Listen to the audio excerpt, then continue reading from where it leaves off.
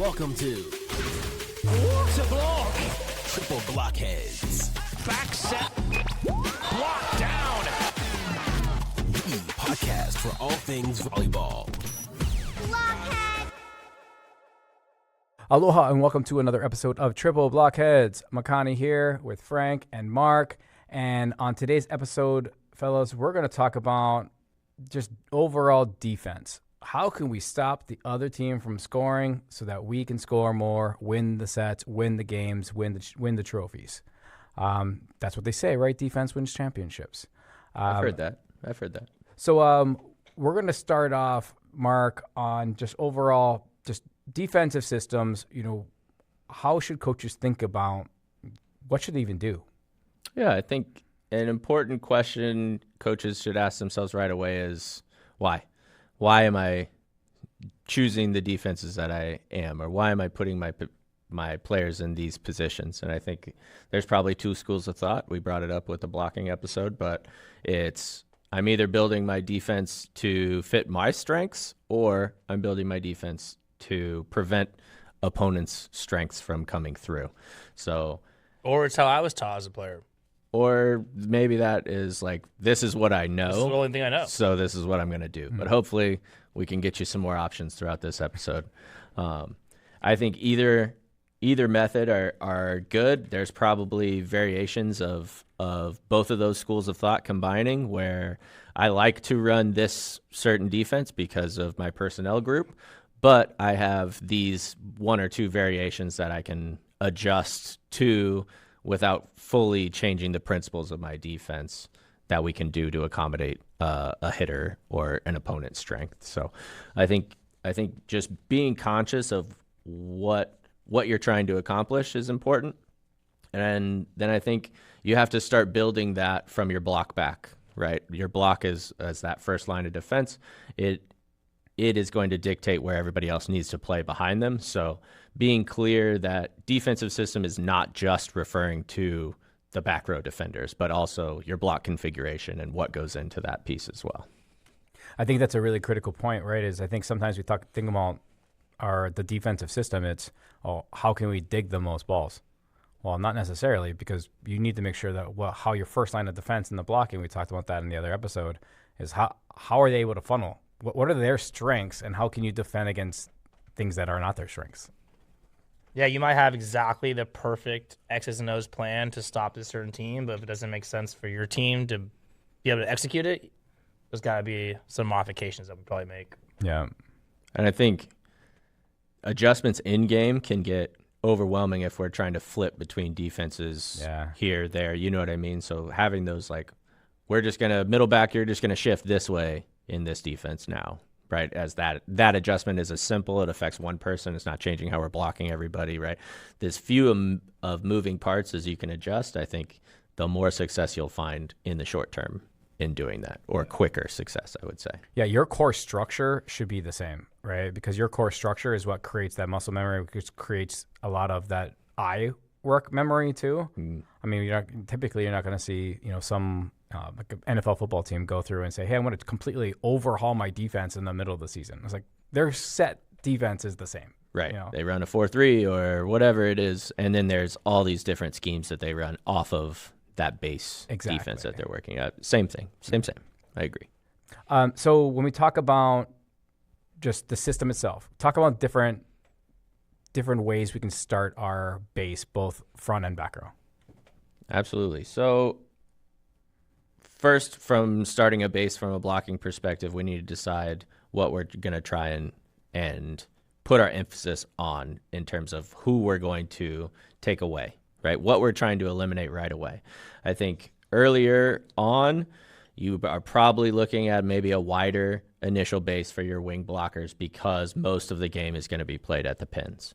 As you continue to increase level and players become more physical and grow, you're probably going to see teams shifting more to a pinch block base with our wing defenders, and then we're going to have to double block that middle a little bit more and then swing out to our pins and then really look for our opportunities to close out a system. I think that's where you'll get into more success, where it'll come in that out of system phase a little bit differently. So I think from that perspective, gauge where you are, gauge what you're trying to take away from a block, and then that will dictate where your base needs to be. Something to think about is how your base adjusts, whether that's setter's front row or back row, and how that makes your defenders have to adjust as well. So typically, if that setter's in the front row, our left front blocker is going to slide and be in front of that setter. Their base is completely different than it is when they're in when they're facing a back row setter. So that IQ piece, that communication, that has to happen. So being able to ID that right away is really, really important from a block-based perspective. Is the setter up or down? What does that mean for me? And then what does that mean for my defenders behind me? I think as you progress to the back row and those defenders' base, again, I think it's relative to how you're trying to block. So if we just go right to the middle back position, if we are read blocking that middle and they are running a 31, maybe we're going to base adjust our middle back a step to our right. So they're in the zone where that 31 would hit before it even has a chance to do it, if we know that's a play that they like to run. So that would be a base adjust. Other things to consider from that middle back perspective is how deep you want them to play. Some teams like a middle where they're standing at like 17 to 20 feet. Some people like a deeper middle back where they're maybe quicker and can range corner to corner, so they stay a little bit further back. I think all of that, again, is predicated to what you can do as a blockers or what you're trying to take away. If you're trying to force kids down the line, you probably want a deeper middle back so that they can pursue line to line. If you're trying to block line and just dig everything in those seams and holes, then we're probably looking to push that middle back up into more of a middle. Now, when we talk about our wing defenders, right, what are their primary responsibilities right away? What are they going to have to defend first? It's the setter dump, and it's quick middle attacks. So positioning-wise, we like to talk about your 5 feet in and maybe 2 feet off that 10-foot line. And that should put us in a position where we're facing the middle and setter that whole time, and I can hopefully dig that middle attack or react in a way that's going to allow me to dig that tip to 4 from the setter or that flip over to the donut, that middle of the court set over. I think all of those are important to distinguish right away, right? What are we trying to accomplish with our defense and with our block, and how are they working together from the start, right? And if we're really solid on that definition and what it means for our program and everybody understands it, now we can start to branch into some more flexibility and some more adjustments through that piece. The moral of the story is that it's cohesive, right? I mean, your front and your back row is your defensive system. It's not one or the other. And if one does one thing, the other does the other, you're not going to be as successful. You're not going to defend enough balls. Does your base mentality or things that you coach in early development change, or is it very similar as what Marc was talking about? Yeah, I think our goals are different because of the movement patterns that we see a lot with kids who are really fast and engaged. We see a lot of defenders who will have a certain base, and then by the time the opposing attacker is jumping and hitting, our girls are still moving around a bunch. And we're sometimes getting a little bit too laser focused on the defender getting to a specific spot, X marks the spot on the court, and not spending enough time with the digger, prioritizing just being stopped early and being in a position where we can go pursue a ball from a athletic stopped stance instead of prioritizing you have to get to this spot when the outside gets set. And sometimes as coaches, we're making it really hard on them based on where we start them at and their base, right? If we're putting our left back and right back on toes on the 10-foot line, and then we're telling them that they have to go dig a deep ball and be stopped early at the same time against a moderately fast offense, I mean, that's really hard to do. So we know that great diggers are stopped early, and how can we put them in a situation where they can get stopped early and be in a decent spot depending on what defense you're playing. So I think that's the biggest thing in club coaching-wise, and the feedback that we're giving defenders is how do we position them where they can get both of those things done a little bit easier. Yeah, I agree. The goal is not to be in the perfect spot. It's to put where they're going to attack into your diggable range. Yeah. When we talk about it with players, we talk about it in the terms of video games, right? So if you play 2K or FIFA, your little player has a little energy circle around them. We like to talk about that as this is your dig range, right? And it's going to be different sizes depending on. Do girls actually balance get that out. analogy? Absolutely. Really? Yeah, That's incredible. all the time. That's so cool. They're like, oh yeah, totally. Like I've played video games and they know. But it's that. And if you're stopped, that dig, right, that circle, your dig zone gets bigger because now I can push in different directions. Yeah. And if you're still moving, it's going to shift one way or another. Maybe the direction that I'm going is where I'm going to be. You're not a bird. You can't But change direction. thinking about what that is for you and putting it in terms of like dig range versus specific spot allows for some freedom, because I think kids think I have to get to this spot as quickly as I can. And even if they're attacking, I still need to get to this spot. It's like, well, no, if they're attacking, we just need to be stopped. And I bet that spot is going to be in your dig range. Yeah. And we can get it. So rephrasing that for kids, I think is really important. But that's a bit off of topic. But I think we as coaches can really help that depending on where we put their base at. Agreed. It's about what you want to do, not necessarily where you have to be. You Yeah. know, and the goal is to dig the ball. If you're in the back, if you're a defender not on the net, so whatever means necessary. Yeah. Right? Just as long as you're stopped, you can do a lot of different things. Yeah, like with our left back and right back, I see all the time with kids are starting on the 10-foot line, and they are so late getting to a deep position. If there's a libero and they're defending a right side, and we're having the right side where we want them to hit line, and then we're asking our libero to start at the 10 and then go try to get all the way back there and dig line. It's like such a late move to then try and dig an open seam, so that's really hard. But maybe we are blocking line on that right side. Now we can tell our libero to stay up on the dump a bit more, and we know the right side's going to most likely tip anyways. I think as coaches then we get to coach a little bit, and that can be the little bit of a layer that we throw into perimeter defense. Like, hey, this one you can stay up more because you just have to go get the tip anyway. It's not a big deal. Right. And I think all of the starting base that we're talking about are really the two primary defensive systems with rotational and perimeter, right? Yeah.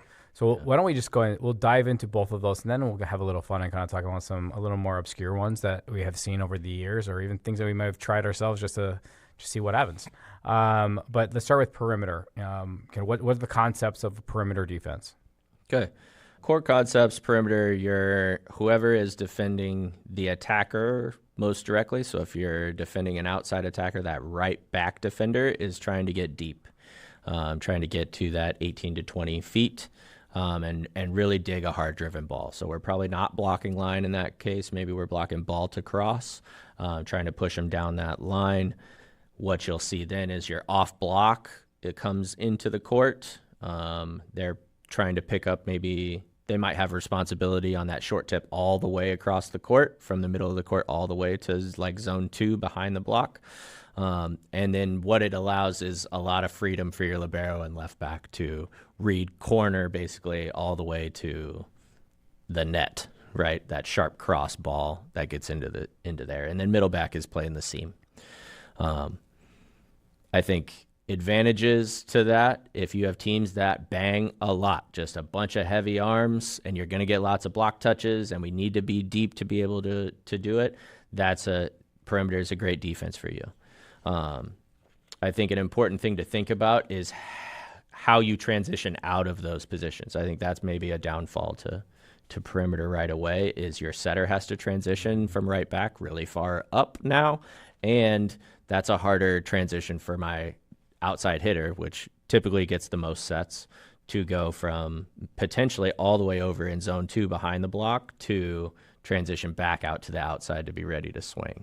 Those are some of the just initial things that I'm seeing.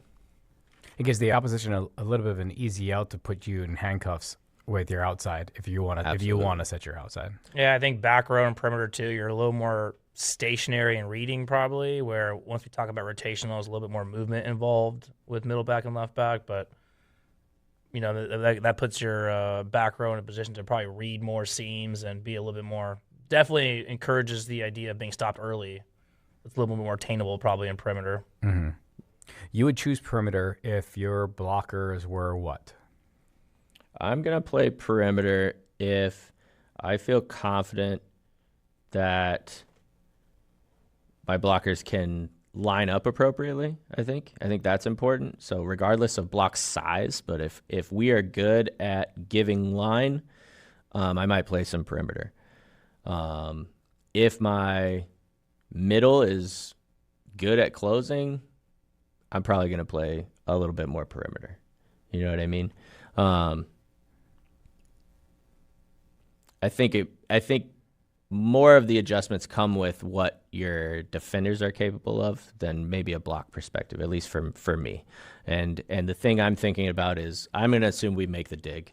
So how am I getting out of this, right? And if my pin hitter that's playing that off block is really fast, I'm probably more inclined to play a perimeter because I know they're going to be able to transition and hit some different things.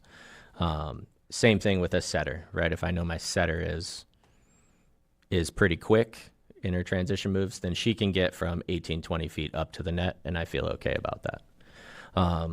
The other potential thing would be how your setter is as a blocker.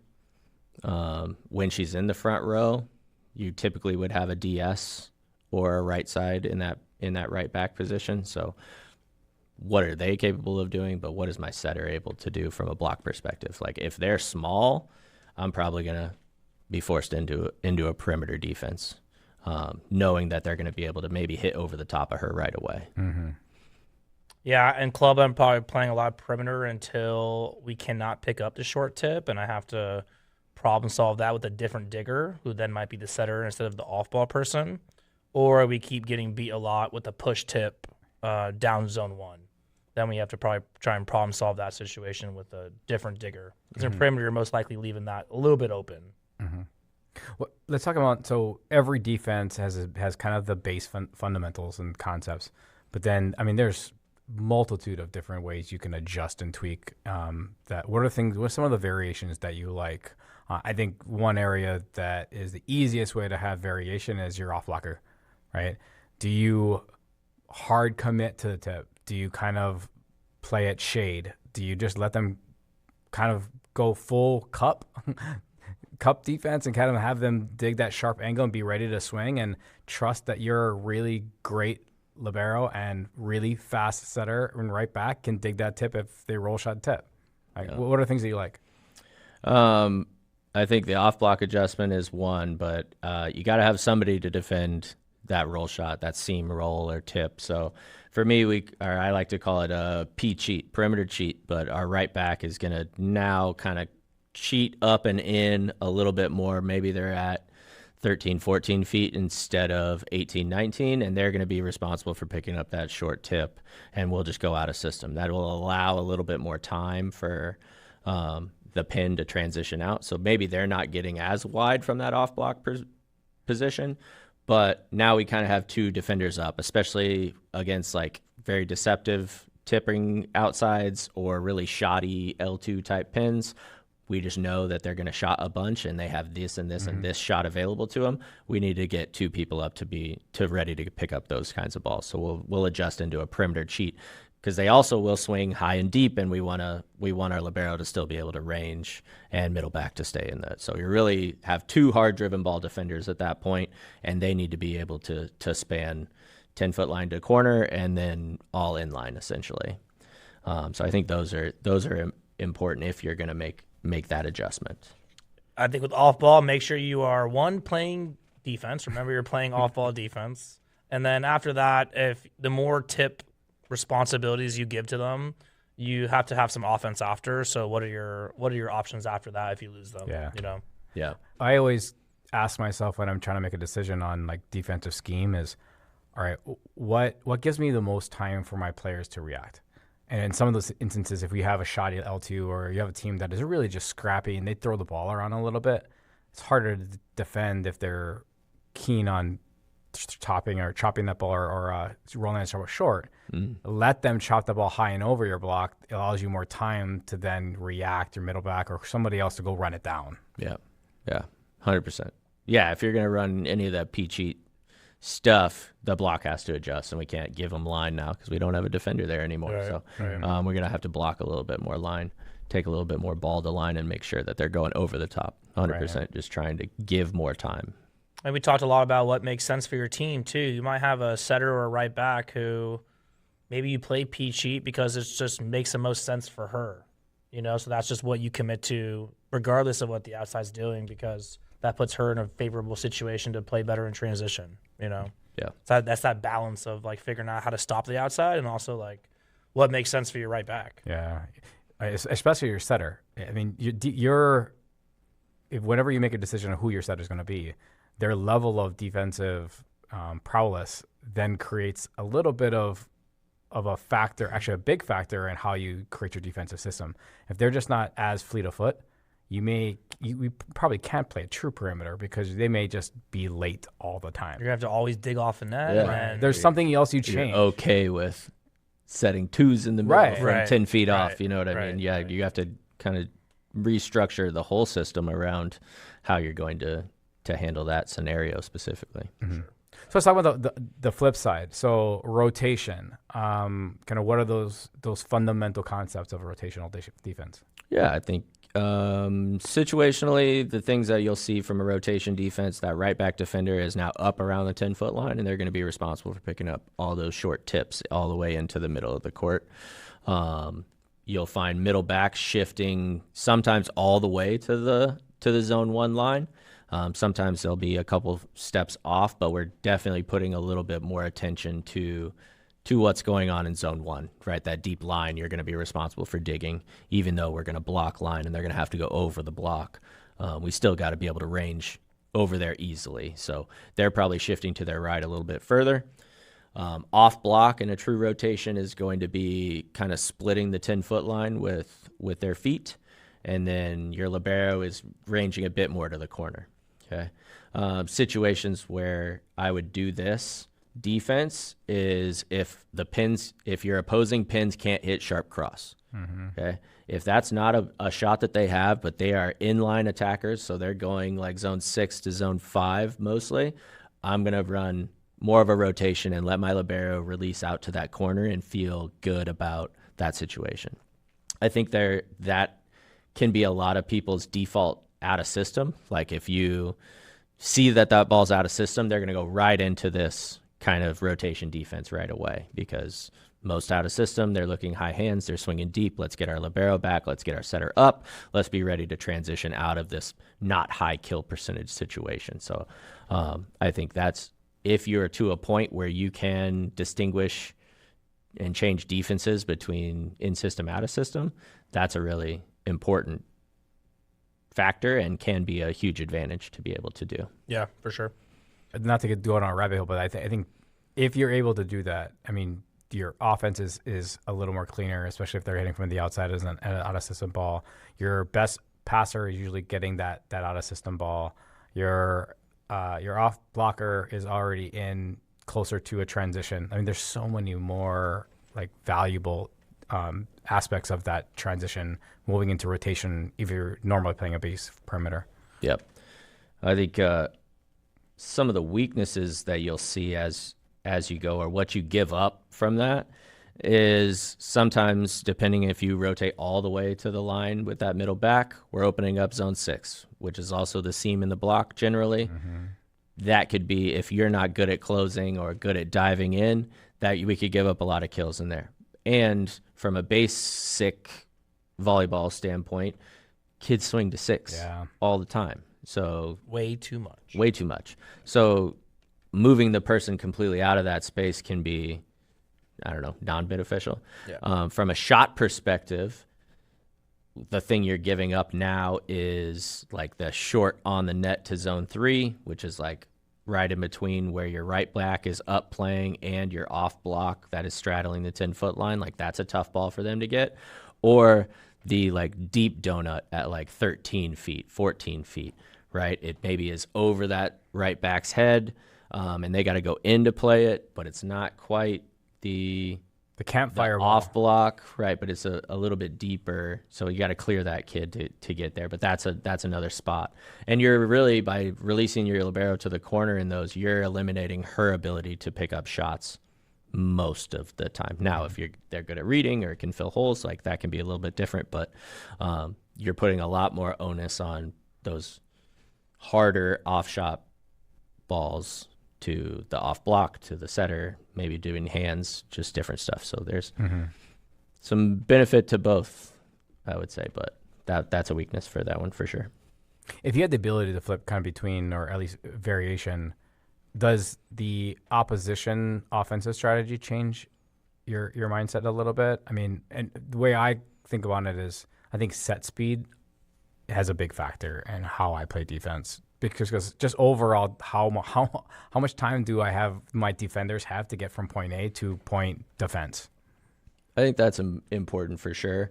That may not dictate to me as much the adjustments to the defensive system I want to do, more than how we base adjust prior. The variation. Right? I'm going to put you closer to where we're trying to be if we know we don't have as much time to get to where we need to go.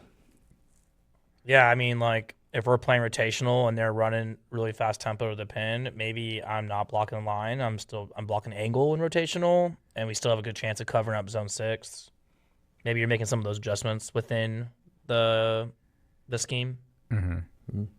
Yeah. What are some variations to rotation that you've seen that you like, or maybe even a little bit more unique, that have worked for some teams? Well, I thought it was interesting that he first said block line in rotational, because I feel like when I was growing up and you saw teams doing rotational, it was always block angle, and they would bring middle back all the way to the line to try and dig line with an open line seam. So I actually love the blocking line in playing rotational, because it still brings some ball to the lib. It makes it harder for the middle a little bit for sure, but I love that if you're playing against a push tip, they're going to have to go over the block anyways, and making that line dig a little bit easier there's some positive things that happen after the rally.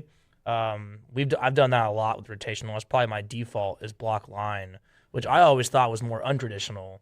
So it's cool to hear that maybe you guys do that too. Yeah, for sure. I would say I really like rotation in not its truest form. So our middle back is very rarely going to get all the way to zone 1. Right. It's not realistic. Hitters are too good at our level. So they're going to be able to look at it and then chop away from you back towards that 5-6 seam in a way that we won't be able to dig. So. That's such a hard swing anyways. It's swing deep line with pace. Yeah. I mean, it's like good for them that they can do that too. Yeah. Most of the time what we'll see is that ball comes off the net and they go to like a line chop. Yeah. That has to go over. So if we're playing like the difference from a perimeter to a rotation, our middle back is maybe one step further to the right, just so they for sure can get to that ball in one.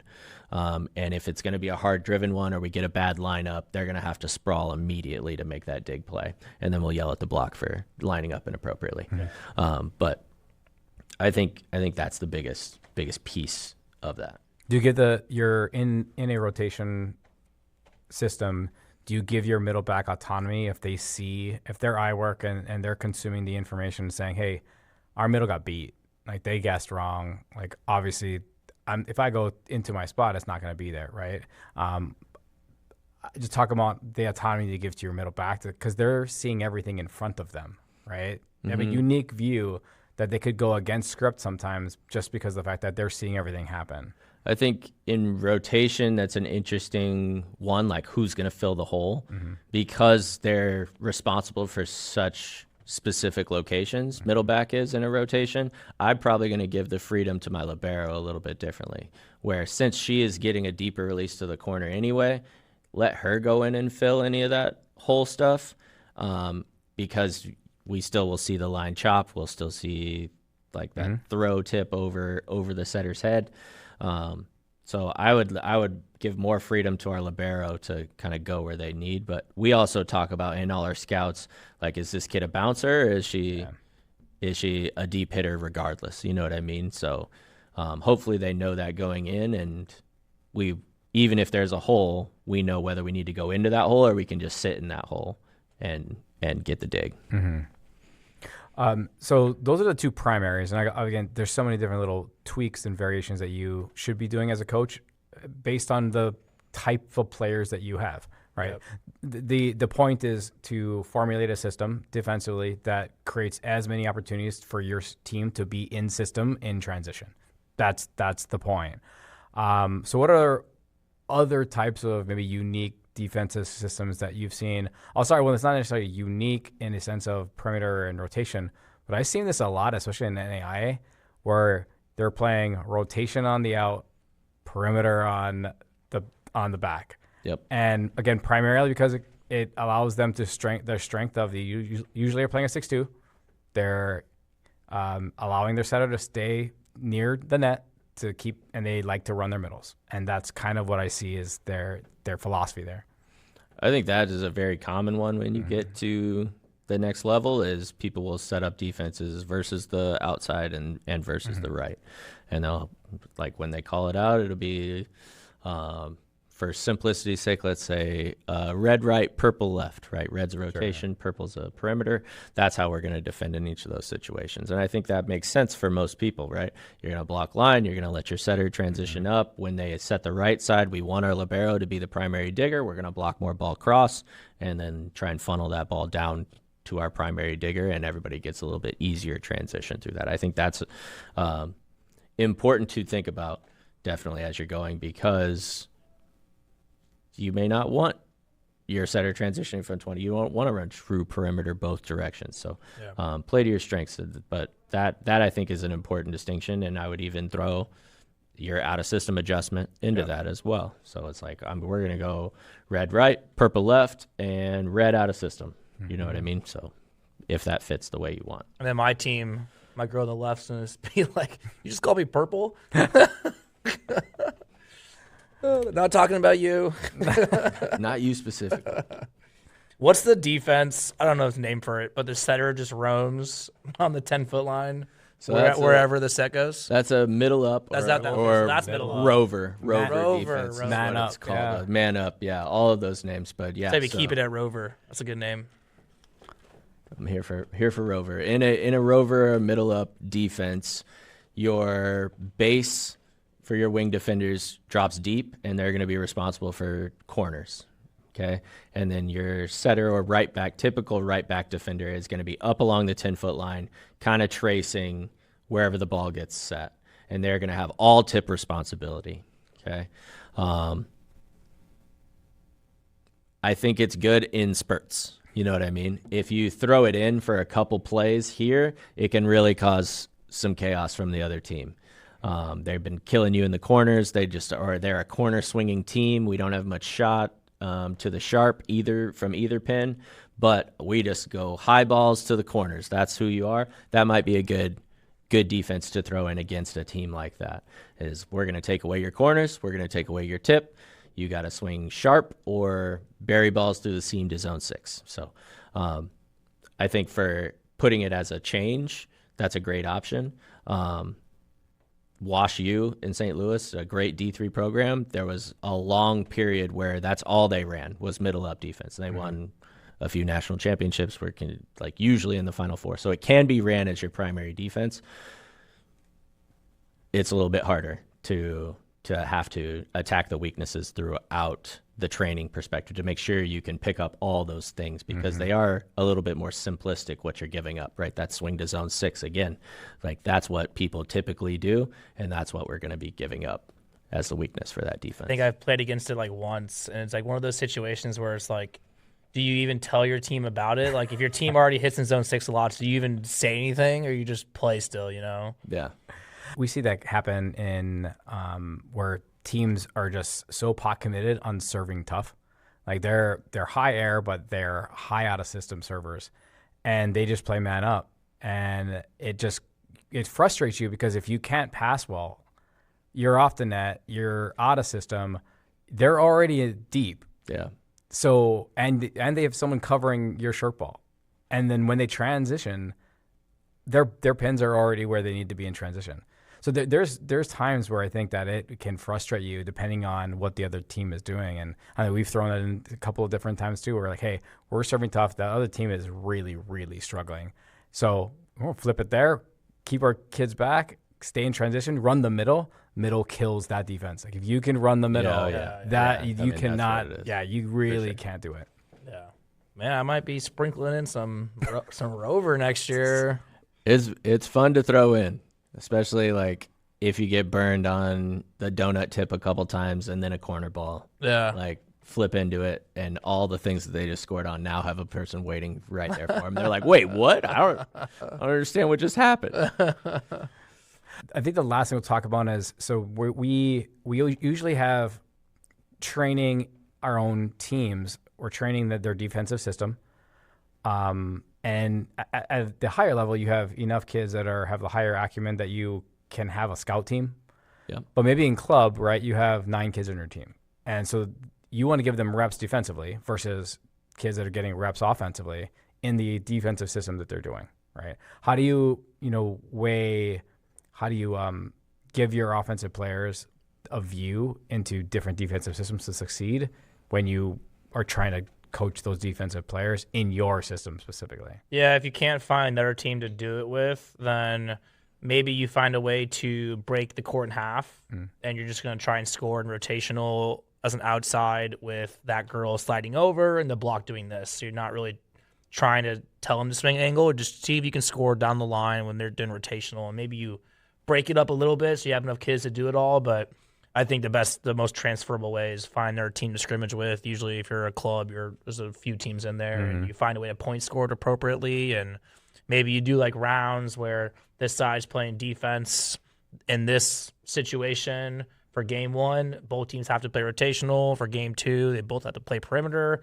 And then for game 3, let the players decide what they want to do based on what tendencies they figured out on their squad. And I love throwing that question in with our teams is while we're teaching both defenses, helping them understand why and when it's applicable, so that if you do make that adjustment in a club tournament, you have to do it quickly, they already understand why we're doing it, because we're getting push tip down the line. Yep. And it's even better when they come to a timeout and they're like, hey, we should run rotational. And it's like the whole team's like, yeah, we should, or this is why we're doing it. Yeah, I love that.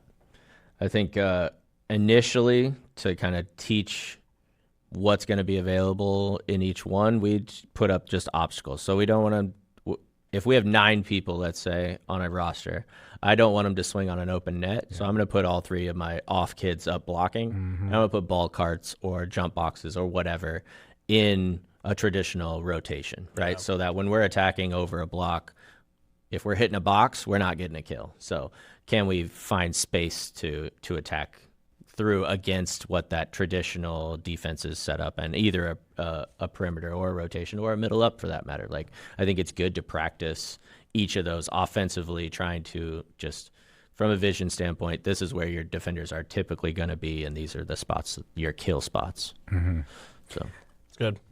I think on the flip side of that, right, we want to think about when we're practicing our defensive system.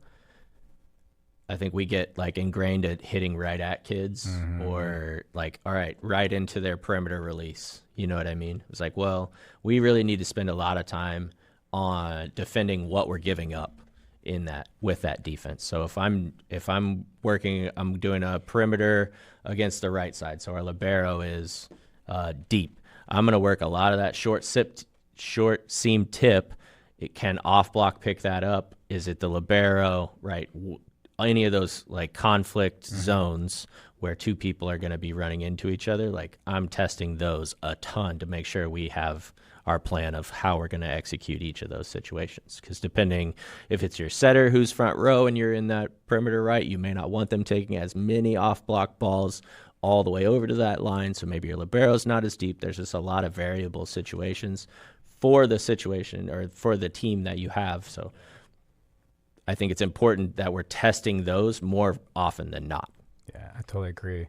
And perfect segue to give the floor to our triple blockhead resident off block defense connoisseur to talk a little bit about how, like a fine wine, how does off block defense support any of these strategies? Well, someone's got to pick up tip. and tape. I mean, think about it. You're an elite, say you're an elite 16s team. A 12-year-old team in system can tip the ball over and still score a point on you if you're not playing engaged off-ball defense. The easiest action in volleyball is tipping the ball over the net. And if you're not taking care of your defensive responsibility, then good coaches are going to expose you. And your life's going to be really hard. And understanding who has what responsibility, I think, especially as you continue to move defenses, is important. Yeah, right? and you have plenty of time to transition. I think we outsides get yelled at as young kids about never getting outside, so they have this like trauma about the middle of the court because they need to always be outside. So like, you have plenty of time to pass the ball high, be creative afterwards. You can still run go balls out of it, 32s out of it. You're not gonna be in trouble for playing off-ball defense. The classic flat tire as I'm trying to go one way and then immediately change direction because they tipped it. Or they, Yeah, and I know we got a talk coming about watching film. I know for me watching film against other teams, a point of feedback I'm giving my pins is here's your tip spots. You know, if you're gonna tip, Absolutely. here are the spots, and the first thing we're looking at is, you know, where are their off-ball blockers and are they playing off-ball defense consistently? Yeah, agreed. I enjoyed this episode a lot just because I think defense is one of those things where you kind of put it in, you put the system in, and then a lot of coaches just walk away, and then that it is what it is. Sometimes it becomes a little stale from a player perspective. And I think the more you can create little variations, not overhauls, but little variations to help your team be successful, I think it allows them to see more success, keep balls in system more, which is the overall goal. But also it keeps things fresh for them too, right? Keeps their mind fresh, keeps them thinking well, and enhances their IQ. And sees the game in a different way. So I think as we continue to move forward, digging defensive system, we'll see what's next. In the next progression here. But anything else you able to sum up on the defensive system? Try to keep it simple and practice the hard stuff. Create your system for what you have. There you go. Yeah. All right, off blocker defense. That too. Yeah. Yeah, can't get enough. All right, so thanks for joining. Hit us up on the socials at Triple Blockhead. And until next time, y'all, Blockheads. Thanks for checking out this episode of Triple Blockheads. Make sure you like and subscribe on your favorite podcast platform so that you never miss an episode.